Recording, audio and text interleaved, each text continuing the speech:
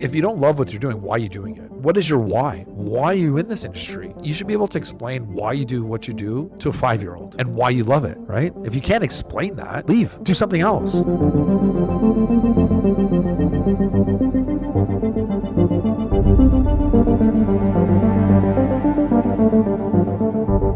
All right, welcome back, everybody, to another episode of the DC Talks podcast with David Chinelli. Whoa, whoa. I'm your host, Agent 00, Owen Osinde. Man, I'm not going to look him in the eyes for that one. That's why I was avoiding eye contact, because I knew it was coming. But DC, a couple weeks ago on episode 149, we spoke about how we did a market update. Yep. And we spoke about how many transactions have been happening in the GTA, about 56,000 transactions. Yep. 70,000 realtors, correct? Yep, around there. That means realtors are doing at least half a deal per year. Well, no, so if you look at 56 transactions, let's say we get up to 70,000. So 70,000 realtors, that's 70,000 deals. That means there's two sides to it. So buying and selling. So technically 2 deals. Let's call it average. Let's call it 2 deals, right? Let's call it 2. So there's not a lot of business going around, and it's safe to say that 20% of the realtors, if we're using the 80-20 rule, 20% of the realtors are doing about 80% of the transactions. No. Yeah, well, it's more like 10% are doing over 90%. It's that. Wow. Oh, yeah. Yeah, it's the top echelon has always done the most. You got to remember, in about 1/3 of the realtors on the Toronto Real Estate Board are still part-time. Mm-hmm. So you understand when we do the stats, when we run those numbers, it's like you got to take that with a grain of salt with all the realtors. Like there's so many people that have the real estate license and they don't even use them. They're just park them, they have them, so included in that 70,000 are those realtors, right? So you got to be careful. But a stat last year, 74% of agents didn't sell a house last year. I don't know if they were on the buy side, but they didn't sell a house. Right? So there's a little stat for you. I mean, the statistics for the amount of people entering the market is staggering to me, who's not a realtor. And it begs the question to wonder, how do they sustain themselves? How do they do business? And for those two, which is going to lead to the topic, is the aspect of consistency for those who are in the business. Because there's some who are part-time, I get that. But there are people who are in it, but they just don't seem to be able to get through the hump of being able to close deals, build pipeline. You as an established realtor, you've been able to stay consistent, perform consistently year over year. You have great years, but we have good years overall. Yeah, like this year's good. It's good. It's good to my standards. It's below standards. what I'd want it to be. And we just had this year was just a shit show. It's like and some of my listings stuff we've had some push till next year too, which is good. Like if you look at my pipeline, it's significant. Like there's a lot of if everything works out the next 12 months, like I'll have a fantastic next 12 months, but you just never know. You never know. You never know. You never know what happens. There's literally the shit that happened this year, and it's just like, like when last year was getting deals, like there's people came out of the woodwork, which you got surprised. So I had a really good year last year, but that can happen. There will be a couple of deals you didn't expect to happen, and it kind of makes your year real. It's like, well, there's an extra X amount of money I wasn't expecting, and that kind of happened last year. So you got to take this year with a grain of salt because it carried over. But it was one of those things. But you're right. But consistency, like you have to be able to weather the storm and the ebbs and flows, right? With the market, it's the same as anything else, right? And you have to save with the rainy day because we were able to incorporate. I think it was in 2021 with we call it a PREC, like basically a private real estate equity firm, like not equity firm. Our PREC, I forget what the pronouns. Basically, it's our own real estate corporation, private real estate corporation thing. Anyway. Well, based on that, you need to have it. You got to treat like a business. It's now your corporation, so you're not receiving all the money and stuff. It goes into your PREC, into your corporation. You need retained earnings. So if you're not good with money and stuff too, having a PREC, well, you should be making a certain amount of money before you get that PREC. But if you're doing that, you need to have retained earnings. You got to keep money in the account. So if you're not great with money, well, get an accountant to make sure you don't spend all this money. Like you need to have retained earnings, right? And carry over the next year. You need to pay obligations. Even this year, we kind of some money we were anticipating took longer to spend. So I almost had to borrow off of myself to get money through. It was the way it was. And again, we weren't anticipating this year, but Anyway, like even consistent realtors were like, I've been consistently doing deals this year, and we still find it's not a great year. So it's not, it's just, there's no consistency within the market. So you have to be the consistency in the market. You have to do exactly the same things that you're doing. You have to put out the content. Now is not the time for you to sit back and let the market come to you. You have to be able to make yourself differentiate yourself, add quality to your business. Whatever you were doing in the past, well, you have to do that 4 or 5 times. Like there's so many times I come home, like I go home and I'm like, I just don't know if I can work anymore. I'm so spun. And you're trying new things and trying things, just throwing anything at the kitchen sink, trying to get things working, right? It's just, that's the way it happens. But it's being consistent with that and trying things out, but instead of sitting on your ass with your thumb up your ass, that's not great. What do you think of those habits that separate the top producers from the average producers on a daily basis? Well, first off is like dealing with rejection. And that's not just rejection from people saying no to you for being a realtor. It's also from your clients, getting fired from your clients. That happens. It's like, listen, or working with a client and they're like, you know what, I'm going to choose another realtor. It happens to all of us a lot of times. And like, it's your attitude towards that. My old coach used to tell, especially when you're starting on the business, you have to find leads, right? So every 1 out of 4 of the leads, so anyone who's going to look and buy and sell, is going to work out. So when you get a rejection, think about that as one step closer to getting your yes.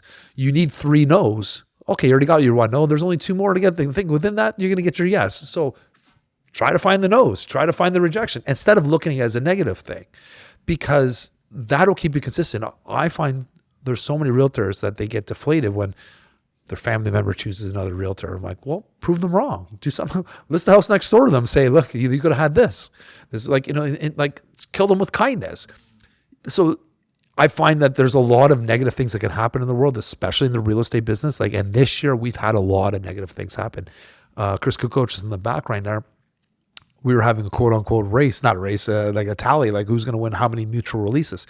A mutual release is when you've come to an agreement, both sides come to an agreement, a purchase and sale, and one of the parties will legally backs out, right? A lot of times it's the buyer will back out because certain of their conditions weren't fulfilled. They home inspection, they didn't like the home inspection. They didn't get financing, something along those lines, or they didn't like the status certificate. Again, you have a condition, you're able to legally back out of that. I think I've had 5 or 6 this year. He just had a couple, like he's been selling some businesses. And I'm talking to other realtors and like, we've never seen this amount of mutual releases in our life. Like I said, I've had more mutual releases this year than I've had all the previous 9 years combined, or 10 years combined. It's just one of those years. After the first mutual release, I could have just sat in the corner and cried and gave up. But that didn't help me sell. One of my properties, we had 2 mutual releases on. We ended up selling it. It's closing next week. But thank God, because we just persevered. We had to push through it. It's like, do we want to sit down and cry, or do we want to just make adjustments and move forward? So that's a consistency you need. It's you're consistent in yourself, putting the time in. If you don't have a schedule, you're fucked. Excuse my language, but it's just not happening. It's just not happening. Like you need time to be able to wake up, do your gratitudes, think about your business, work out, because sound mind. The first thing I said is to pray and to give gratitude. You have to set your mind straight. When you set your mind straight, you have to set yourself physically up straight, right? So which means you need to do some sort of exercise. You shouldn't be sitting around on your ass all day long. That's not good for anybody. Not legally, physically, you're supposed to have up to 7,000 steps a day. Did you know if you just walk for 30 minutes a day, that's your 7,000 steps? So you're trying to tell me you can't take half an hour out of your time to go for a walk your dog?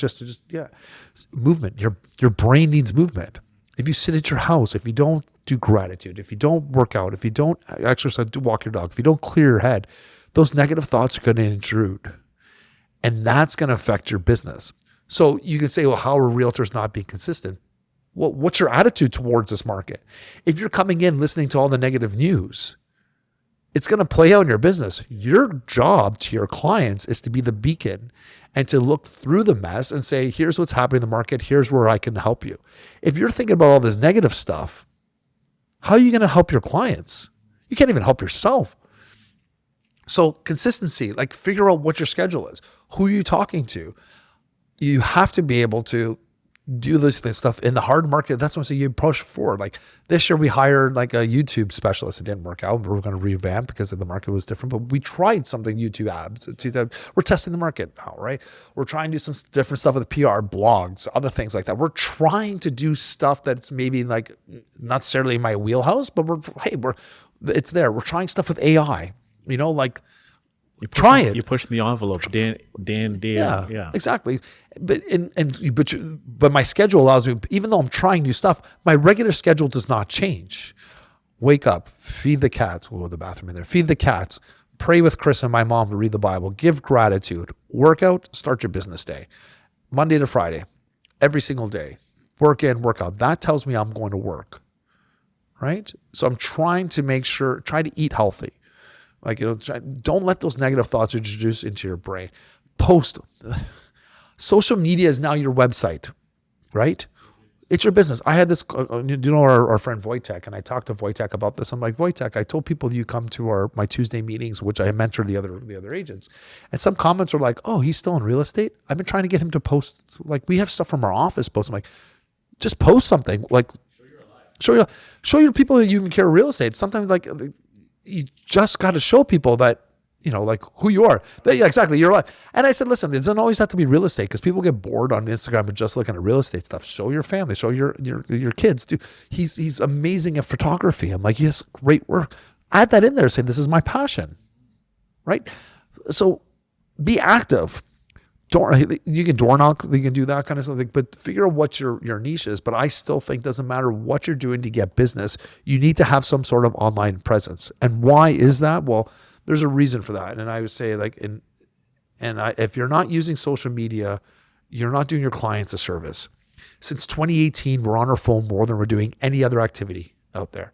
And most people, like since COVID, are doing everything online. I think everything has increased. And we have this stat, which I'm doing my listing presentation, and over 95% of home buyers are looking online before they even contact a realtor, and over half of them actually find the property for the realtor. That's just the way it is. But where was it over here? Come on, where is it? Yeah, so if you look at essential digital headlines, right? The total population, we have about 8 billion people, right? Unique mobile phone users, we have almost 6 billion people having some sort of smartphone. Yeah. Individuals using the internet, $5.35 billion. 62% of the population is using the internet. And you know how many social media users are have unique identities out of the 8 billion people? Over 5 billion, 62%. People are on their phones. They're looking at social media, right? And so COVID, like I said before, right, and activities, like how the internet use, right? Individuals using the internet is up, like the 5 billion people are using it. Individuals using the internet to engage in total population. Anyway, we're listening to music, reading books, going on social media, doing that stuff. Everybody's there. You need to promote yourself there. So whatever activities you're doing to promote, like this should also be an add-on. It should be part of your strategy as a realtor. Like it's a non-negotiable pretty much. Well, if you've been in the industry for 70 years and you have a good database and you have a consistent, but even I always say my friend Linda Tinkins, like she's not 70. I think she's in her 60s, 70s. Like we know her kids and stuff. Anyway, like she's great. I love Linda. She's a local realtor. She does a lot of business. She has a lot of clients. She still posts stuff online. I don't let her assistant post it, but even somebody who's I guess just younger than my mom. My mom's 75, so I think she's definitely younger than my mom. But my mom still posts once in a while too. Like, listen, at the end of the day, they know the value of it, right? So, teaching the old dogs new tricks. No, like it's part of the business. Even people that have been in the industry for years and years are still posting, right? There are some people get away with it, but does Linda need to post? No, but she still does, and I guarantee it helps with her business.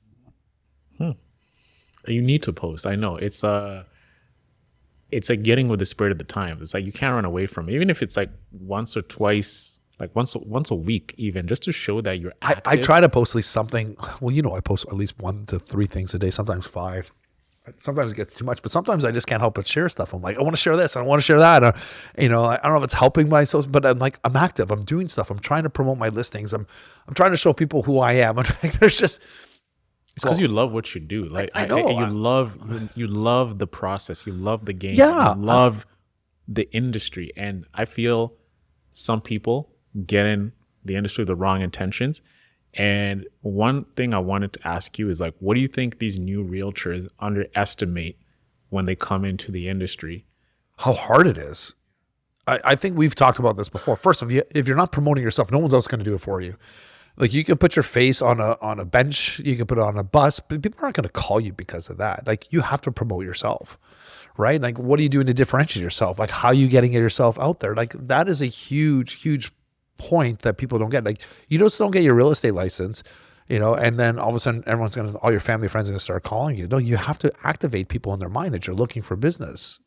And what differentiates you from somebody else? Like, how are you in the beginning? You might have to do a little bit of discounts. It sucks. Or you might have to do tons of leases. But if people want to see you work, it's your work ethic and how you respond to people and how you react and how you treat situations. But you need to get out there. If you're just going to get your license and just throw it on social media and say, I'm a realtor with no personality behind it, it's not going to happen. Like no one's going to call you just because you post it. Now, if you start posting and then you start calling people and you get some traction behind it, they have to go hand in hand. Like you got to do both of them together. So you need to be able, like, I think most realtors don't, or people that join the industry, they see only the rosy stuff on the outside. You got to remember, there's a lot of lonely nights. Like there's a lot of driving in your car. Like the deal I just did out in Halton Hills, it took me an hour just to get there. We were showing properties on the weekends. I was gone 6-7 hours just to show 4 properties every other weekend for almost like 6 months. It happens, right? Like you're in your car a lot, right? It's like, so what do you do in your car? Are you listening? Like, I don't always listen to books. Sometimes I just get in my car to relax, but there are some books I wanted to read. I do audio stuff. Are you also helping your brain? Like, what are you doing at that time? How are you going to make up that time when you're in your car by yourself? If you don't have the schedule, you're screwed. So it's comparing your success that you've been able to have with another realtor. I want to get deeper into that because there's certain things that you might do that maybe another realtor can say they're doing as well. Like, hey, Dave, I'm doing everything you're saying. I'm trying everything, but I'm just not getting over the hump. Is it your longevity in the business that has allowed you to have good years when stuff is on a downturn, what is it that's made you like? So if Coach always says, he says, I have a superpower, and that is bringing people together. And I don't realize I'm doing it. I think you can do exactly this. Chris says, I do exactly the same thing as you, but you connect people differently. So you got to know what your superpower is. So my superpower is I can go to a party and I can connect people. I don't even care if you have business with it. I'm like, oh, you're good with this person. I've always been able to bring people together. Like a plug. Yeah. I plug people together. And eventually, like, sometimes they'll call me like, hey, I like going to do that. I'm like, if I need to sell a house, I'm like, that wasn't the intention.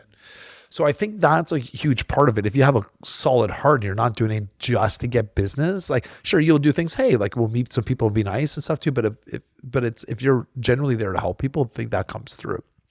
The one thing that I do, and I think people need to do this more and more, especially when you have a business, is we just talked about it offline. What are we doing in November 30th? Christmas. My Christmas party for my clients and friends and family, right?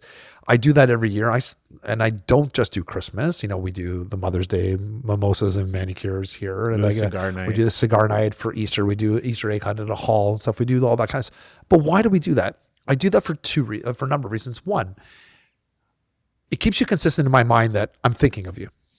So the other thing I also do on the side is on your birthdays, you get cookies from me. And at Christmas time, you get cookies. If you're a client. Yeah, they're right. So everybody if you have to buy and sell.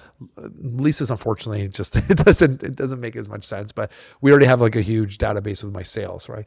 But we do that to make sure you're top of mind. You're not just a number, right? And we do that. And I've said this over again. Like, it's how you treat people and how you connect with people. That's your superpower, and that's how you make people feel like know that they're not just a number, right? So I do these parties and stuff too, because it also gives me an opportunity to reach out to them and talk to them. I say, hey, come to my party. And when you're there, I mingle. I mingle with everybody, try to remember everybody's name. And like, I'm usually pretty good with that, and like, deals and things. It's just a great way to connect with people. So if I'm doing 4 parties, it's 4 ways for me to do a unique way, instead of just calling somebody and saying, hey, do you want to buy and sell with me? Like, I do that too, but I'm like, I love people buying something, but I do the consistency to let you know that you're part of my family. I love you. And if I can help you with somebody else, 100% I'm here to help. And it's better when you do the parties, and then when you reach out for the conversation, it's a lot warmer. There's like, hey, Dave, yeah, like, great. Thanks for having us at parties. Like, hey, Jim, just checking in to see if like anything's changed. Does your son, I know your son's starting to work now. Is he look your daughter? Yada, yada, yada. You kind of get the point. It's a lot more of a warmer opening than just ringing you up like once a year to ask you to buy property or to sell. Well, yeah. And what we teach is, well, you should be talking to your database at least, calling them at least 4 times a year. And people don't realize you're doing that, but you do it 4 times a year. But you should be, there's touch points. What else are you doing to touch them? Like, so I email my database, with the podcast once a week. We also do on Sundays. Like, as long as you're not suppressed or you haven't unsubscribed, we let you know, like, in case you miss my social media stuff, here's like, you get a newsletter every week. And then once a month you get my market update letter. So there's certain touch points we're doing consistently. It's like you're right? nurturing all the time. Yeah, of course, all the time. Right. So I may not always pick up the phone. I have to, because we get busy because we're doing so much stuff. But it's another way when I like, for example, the Christmas party, I text everybody. We email them, but I text everybody on my list that's been there. It's like, hey, just in case you missed, blah, blah, blah. Here's the thing. Like, do you want to come? And then that starts conversation. Hey, how are the kids? How's stuff doing? Like, I don't know. It's always good for me to text because that way, like, I can see who can see it, who doesn't, right? And not all the times everybody has time for a conversation, right? Anyway, it's interesting. It works, right? It's just so. What I do, it may be different than what you do, but you need to know what your superpower is. So I found for me, the parties and stuff and get-togethers really, really works well for me. So follow up to that is like, what do you attribute the success to real estate? There's like tactics, which is CRM, checking in, every single thing, knowing how to price, knowing updates, all that stuff. And let's not hide the fact that this is a people business at the end of the day. What do you attribute the most towards success? Is it the tactics, or is it more about the warmth, which you tend to have? Well, I think it's both. And I can't say it's not both, because when I got into this industry, you'd be surprised how many people, the realtors, didn't know anything about houses. It's like, how do you sell somebody a house? You've never owned one yourself. You don't know like how old the furnace is. Like, when I go through a house with somebody, I do a mini home inspection. We're looking for certain things. If you're not doing that, what are you doing? So, the nurturing and stuff too, like, gets the people in the front door. But once you get them, like, how do you keep them? Like, what are we looking for? What are, like, how am I protecting you with conditions? How, like, what do we need to see here? So, Tony's my home inspector. Like, I use him for almost everything. I love him. But most of the time when he comes to the home inspection, like, we already know some stuff. Okay, Tony's going to look at this, and this. I already know. Like, in the beginning, I follow around with him. I knew, like, most of it. It's very rare I don't see stuff I don't know. And, like, he gets a little bit deeper into things. But you're going to want to look at the roof. How old's the roof? The windows, when do they need to be changed? The HVAC, kind of like those, heating and ventilation system. How's the foundation? Like, how's the room size? How's the flow of the home? Like, what can be improved? How's the slope of the house? Like, is it a block foundation? It's a poured foundation. So I found that my knowledge of the home, because I've owned homes, I've renovated properties, I've helped people get into investment properties, what to look for, what's lacking of homes, what needs to be in, if you want to have a basement apartment, what do you need for criteria? Like, things like that really, really went a long way. So sure, like, your personality can get you in the front door, but the knowledge is what keeps them there, and how you treat people as well. You can have the knowledge and be a freaking prick and then just piss people off. You might be the best realtor in the world, but if you have no personality, I don't see them coming back to you. Mm-hmm.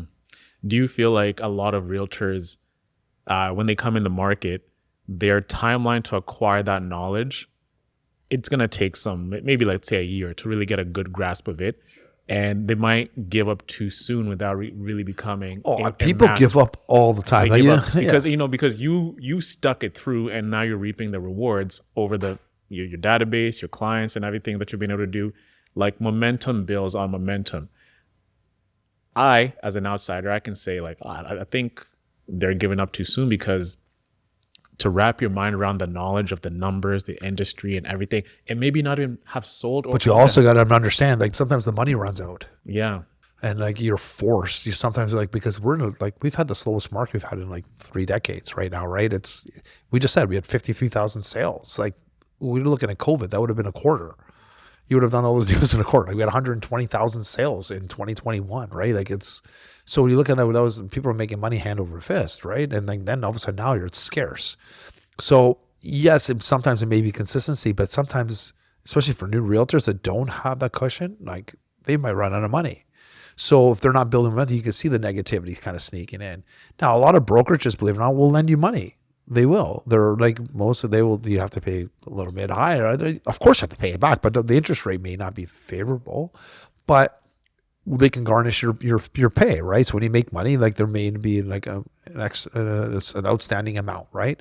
And so say you borrow $100,000 and every pay, like they may take half. So if you make $10,000, 5,000 those scores, then they can figure out what your interest was. So there are ways around it. Who depends on who you want in your pocket, right? And how long you want to do. Like if you find the momentum's picking up, and you like, I always try to get realtors to not leave the industry because, like you said, like. It could be the whole 7-Up situation, right? You heard the joke about the 7-Up? There's a guy who tried to start a company and he failed. And he failed 6 times and sold it to his buddy. And then all of a sudden he came up and on the 7th try, he made 7-Up. Yeah. That was oh yeah, yeah. I'm just paraphrasing it, right? But let's step back here. If this is what you truly want to do, this is what you're passionate about, this is what you love, then why would you give up on a dream? There's got to be ways around it. If you're like kind of got into the industry, well, I kind of like it. I want to make some money. This is not the industry for you. A rude awakening. And I find that most of those people, they got into the industry because they thought it was going to be easy money. Let's be honest. Like you see realtors online, I could do that. I can unlock a door. I can count bedrooms. There's a lot more to it than that, right? Well, first you got to find the clients, and you have to get like, well, what do they qualify for? How do you get a reputable mortgage broker? Like, what about deposits? And what about like, you got to know all this stuff too, which they're not prepared for, right? So, but if you truly love this industry, you got to find a way. You got to find a way. But maybe now this is the wake up call for a lot of the realtors to realize maybe I don't love this much. And I think those are the people that are leaving the industry. I've had a number of people that I know, like 2 people that are on my teams already parked their licenses, right? So, almost a third, like that's just reality, right? That's just what's happening. It's not an easy market. But I also said this too, and I had a conversation with one of the other realtors, and I said to her, I'm like, she has a young daughter, and I said, listen, if you can get through this market, look at the stories you're going to tell her. Like, the hardest market we had, you had a cushy job, and you decided you're betting on yourself in the worst possible time to be in this industry, and you made it through. That's a fairy tale. And then if you can get through this, nothing's going to stop you. Just still think so if you just persevere, push through. If you can get through this, when the market turns, like you're almost going to wish there's 3 of you. That's how busy you're going to be. It's kind of like that meme where those 2 men, there's one at the top, one at the bottom. They're digging. One's like one slap away from the diamonds, and then one just turns back away. I think that's where like real estate is, because opportunity is right where you stand. Have you heard about the whole story about the acres of diamonds? Have I told you this story before? No. So essentially, there was one farmer in Africa who had heard about the gold rush happening in West Africa, right? Yeah. And he sold his entire farm to go chase diamonds here, the diamonds in Sierra Leone. And sells his farm to go pursue this, sells his cattle, takes everything. The new owner comes, he's walking his dog around the compound and everything. He notices a stream of water around the thing. And when his dog just is like sipping water, he notices this strange looking rock, picks it up. He's like, whoa, this is whatever. Puts it in his pocket.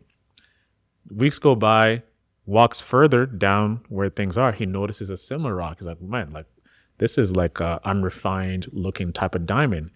Brings an extractor. They extract the entire thing. He realizes that he's actually, his whole property, his whole farm is actually on a diamond field, right?